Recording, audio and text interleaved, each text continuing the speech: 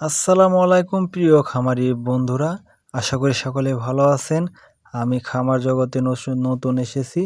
আমি আমার ঘরটি প্রস্তুত করতেছি নতুন ব্রয়লার মুরগি বাচ্চা ওঠাবো বলে।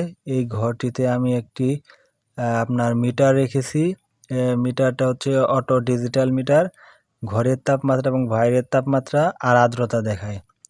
তো আমার এই ফ্লোরটিতে প্রায় 500টি ব্রয়লার মুরগি পালন করতে পারবো। তো এখানে আমি দুই সাইডে দুইটি আমি সিলিং ফ্যান আর কি শক্ত করে বেঁধে নিয়েছি। আর উপরে তো যেহেতু আমার হাইট কম, এই কারণে আমার চালাতে যদি আমি ফ্যানটি বাঁধি তাহলে আমার মাথায় লাগবে যখন এই যে একটি ফ্যান, এই কারণে আমি সাইডে রেখেছি। আরেকটি কারণ হচ্ছে উপরে থেকে যদি আপনার ফ্যানের পাখার দূরত্ব কম থাকে তাহলে চালের যে তাপটা সেটা কিন্তু প্রবাহিত বেশি হয়।